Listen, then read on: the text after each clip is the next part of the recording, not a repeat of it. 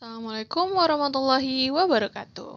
Halo semuanya, bertemu lagi di kelas bahasa bersama Ibu Raisya.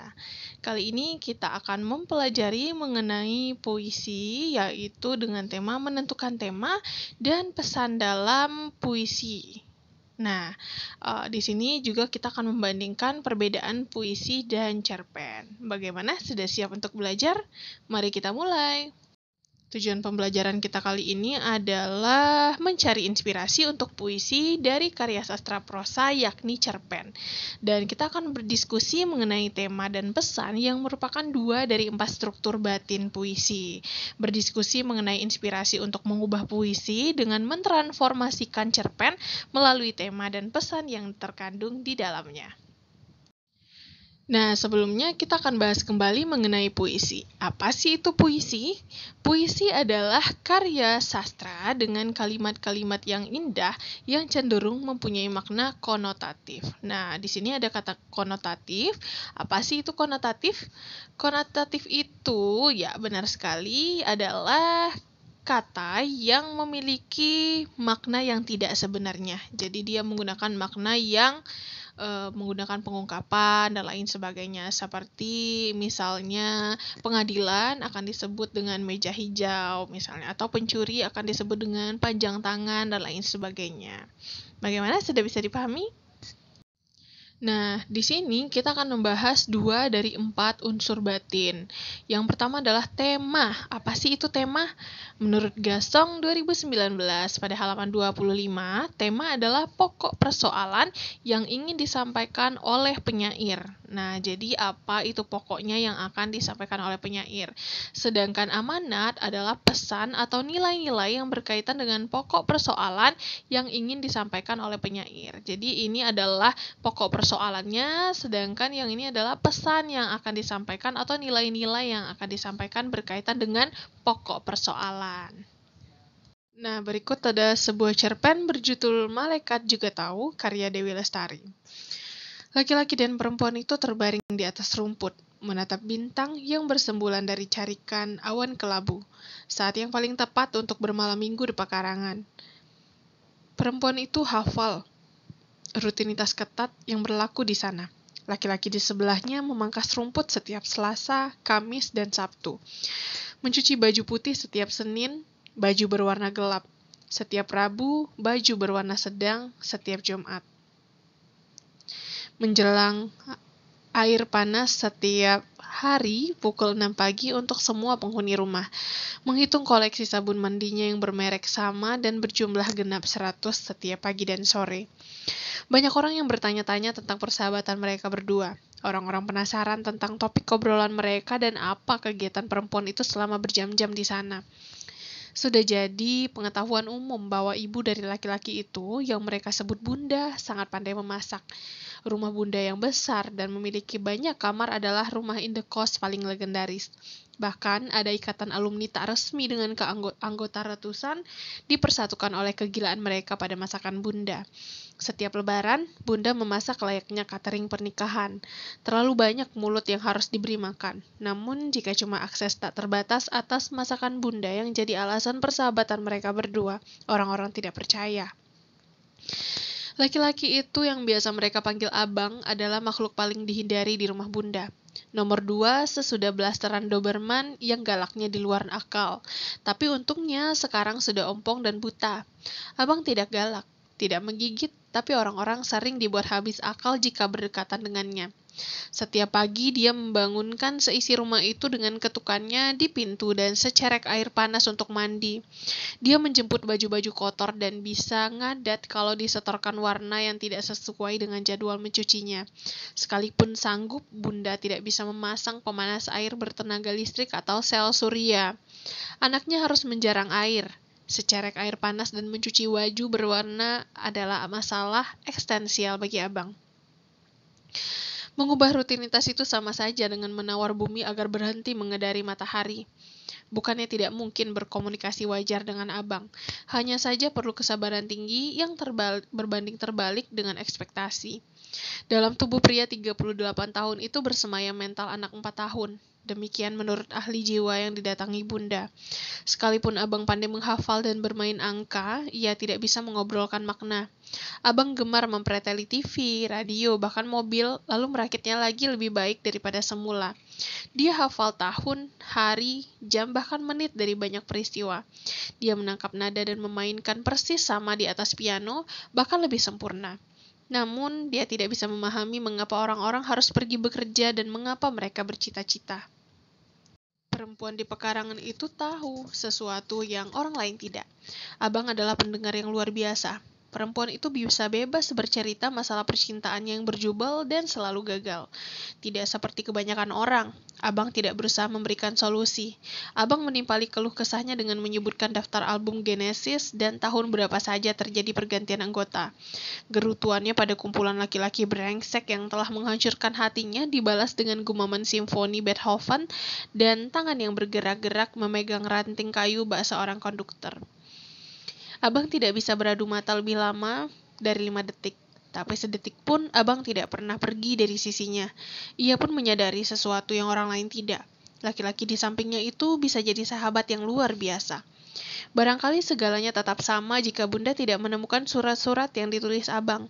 Untuk kali pertamanya, anak itu menuliskan sesuatu di luar grup musik art rock atau sejarah musik klasik. Ia menuliskan surat cinta, kumpulan kalimat tidak tertata yang bercampur dengan menu makanan Dobby, blasteran Doberman yang tinggal tunggu ajal. Tapi ibunya tahu itu adalah surat cinta. Barangkali segalanya tetap sama jika adik Abang, anak bungsu Bunda tidak kembali dari merantau panjang di luar negeri. Sang adik, kata orang-orang adalah hadiah dari Tuhan untuk ketabahan Bunda yang cepat menjanda disusul musibah yang menimpa anak pertamanya. Seorang gadis yang bahkan tak sempat lulus SD, yang meninggal karena penyakit langka dan tak ada obatnya, lalu anak keduanya Abang mengidap autis pada saat dunia kedokteran masih awam soal autisme sehingga tak pernah tertangani dengan baik. Anak bungsunya yang juga laki-laki, menurut orang-orang adalah figur sempurna. Ia pintar, normal, dan fisiknya menarik.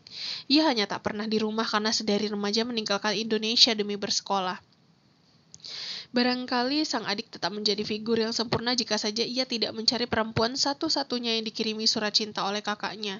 Bunda tahu, secerek air panas dan cucian berwarna seragam sudah resmi bergandengan dengan rutinitas lain perempuan itu. Dan bagi Abang, rutinitas tidak sekedar hobi, tetapi eksistensi. Kali pertama Bunda mengetahui si bungsu dan perempuan itu berpacaran, Bunda langsung mengadakan pertemuan 4 mata. Ia memilih perempuan itu untuk diajak bicara pertama karena dipikirkannya akan jauh lebih mudah. Bagi kamu ini pasti terdengar aneh, mereka dua-duanya anak Bunda. Tapi kalau ditanya siapa yang bisa mencintai kamu paling tulus, Bunda akan menjagokan Abang. Perempuan itu terenyak. Apa-apaan ini? Pikirnya gusar. Jangan pernah bermimpi dia akan memilih manusia satu itu untuk dijadikan pacar, jelas tidak mungkin. Bunda melanjutkan dengan suara tertahan. Dia mencintai tidak cuma dengan hati, tapi seluruh jiwanya. Bukan basa-basi surat cinta, tidak cuma rayuan gombal, tapi fakta. Adiknya bisa cinta sama kamu, tapi kalau kalian putus, dia dengan gampang cari lagi. Tapi Abang tidak mungkin cari yang lain. Dia cinta sama kamu tanpa pilihan, seumur hidupnya. Tapi, Bunda bukan malaikat yang bisa baca pikiran orang. Bunda tidak bisa bilang siapa yang lebih sayang sama saya. Tidak akan ada yang pernah tahu. Saat itu mata Bunda berkaca-kaca. Begitu juga dengan matanya. Tak lama mereka menangis berdua, namun ia tahu perbedaan dirinya dengan Bunda. Bagi perempuan itu, cinta tanpa pilihan adalah penjara. Ia ingin dirinya dipilih dari sekian banyak pilihan, bukan karena ia satu-satunya pilihan yang ada. Masih sambil berbaring, dengan punggung tangannya, perempuan itu mengusap-usap rumput. Lengannya bergerak lambat dan gemulai seolah menarikan tari perpisahan. Ia akan menjadi malam minggu terakhirnya di pekarangan serapi lapangan golf. Semalam mereka bicara bertiga, dia, Bunda, dan si bungsu. Dia tidak bodoh. Bunda, saya tahu dia tidak bodoh. Dia akan segera tahu kalian berpacaran. Mami, lebih baik dia tahu sekarang daripada nanti setelah kami menikah. Bunda menggelenggakan kepala dengan tatapan tak percaya. Bagi abangmu, apa bedanya sekarang dengan nanti? Kami tidak mungkin sembunyi-sembunyi seumur hidup. Anak laki-lakinya setengah berseru. Kalau perlu, kalian harus sembunyi-sembunyi seumur hidup, balas Bunda lebih tegas. Ini tidak adil, ini tidak masuk akal, protes anaknya lagi. Jangan bicara soal adil dan masuk akal. Aturan kamu, aturan kita tidak berlaku bagi dia, desis Bunda. Kamu tidak tinggal di rumah ini, kamu tidak mengenalnya seperti Mami. Suatu hari, pernah ada anak indekos yang jahil. Dia menyembunyikan 1 dari 100 sabun koleksi abang. Bunda sedang pergi ke pasar waktu itu. Abang mengacak-acak satu rumah, lalu pergi minggat demi mencari sebatang sabunnya yang hilang. 3 mobil polisi menelusuri kota mencari jejaknya. Baru sore hari ia ditemukan di sebuah warung. Ada sabun yang persis sama dipajang di etalase dan abang langsung menyerbu masuk untuk mengambil. Penjaga warung menelpon polisi karena tidak berani mengusir sendiri. Kejadian itu mengharuskan abang diterapi selama beberapa bulan ke rumah sakit dan diberi obat-obat penenang. Bunda tahu betapa anaknya membenci rumah sakit dan obat-obatan itu hanya membuat otaknya rapuh. Tak ada yang memahami bahwa 100 sabun adalah syarat bagi anaknya untuk beroleh hidup yang wajar. Kamu harus tetap kemari setiap malam minggu. Tidak bisa tidak, kata Bunda kepada perempuan itu. Dan selama di rumah ini, kalian tidak boleh kelihatan seperti kekasih. Boleh kalian mungkin tidak masuk akal, tapi hanya dengan begitu abangmu bisa bertahan. Selepas berbicara dengan Bunda, mereka berbicara berdua.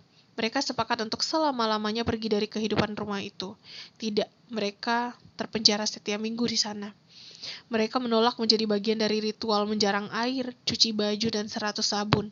Di pekarangan dengan tinggi rumput seragam mungkin, perempuan itu mengucapkan selamat tinggal di dalam hati.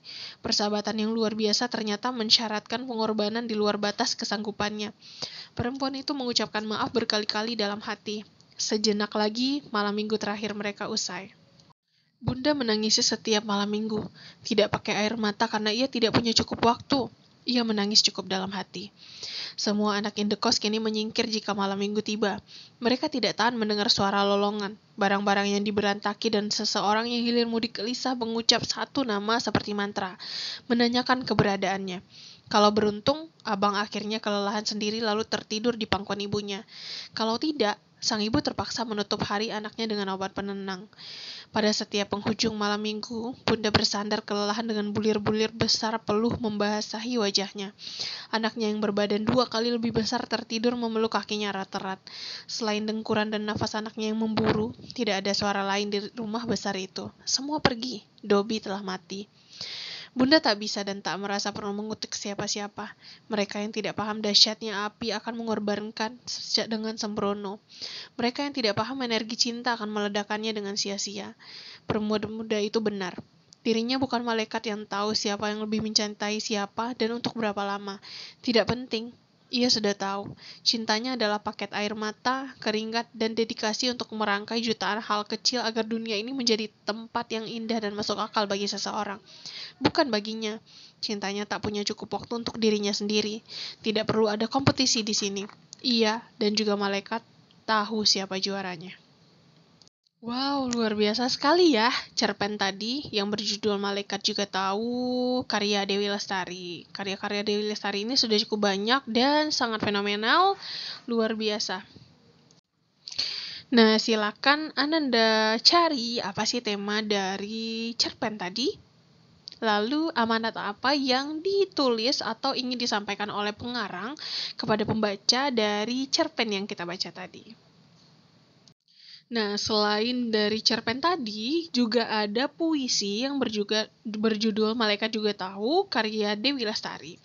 Kita akan baca sama-sama ya. Lelahmu jadi lelahku juga. Bahagiamu, bahagiaku pasti. Berbagi, takdir kita selalu. Kecuali tiap kau jatuh hati. Kali ini, hampir habis dayaku. Membuktikan kepadamu ada cinta yang nyata, setia, hadir setiap hari. Tak tega biarkan kau sendiri, meski seringkali kau malah asyik sendiri. Karena kau tak lihat, terkadang malaikat tak bersayap, tak cemerlang, tak rupawan. Namun, kasih ini silakan kau adu. Malaikat juga tahu siapa yang jadi juaranya. Hampamu takkan hilang semalam oleh pacar impian, tetapi kesempatan Untukku yang mungkin tak sempurna, tapi siap untuk diuji. Ku percaya diri, cintakulah yang sejati.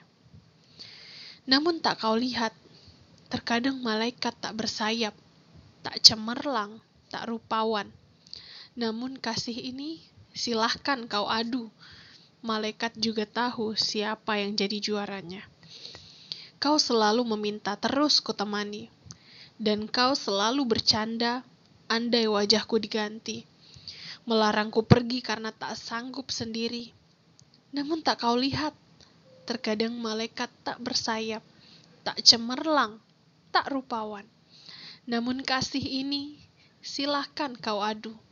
Malaikat juga tahu, aku kan jadi juaranya. Wah, bagaimana luar biasa sekali ya puisi Malaikat Juga Tahu tadi. Nah, untuk informasi, puisi Malaikat Juga Tahu tadi sudah juga dijadikan sebagai lagu yang berjudul Malaikat Juga Tahu. Mungkin Ananda sudah pernah dengar ya sebelumnya. Nah, sekarang kita akan bahas apa sih persamaan cerpen dan puisi tadi. Lalu, apa juga perbedaan dari cerpen dan puisi Malaikat Juga Tahu. Nah, silakan dijawab ya. Oke, terima kasih atas perhatian Ananda semua. Mudah-mudahan bisa dipahami pembelajaran pertama kita mengenai puisi ini, tema dan amanat yang ada di dalam puisi, dan mudah-mudahan kita bisa melanjutkan ke pembelajaran yang selanjutnya. Wassalamualaikum warahmatullahi wabarakatuh.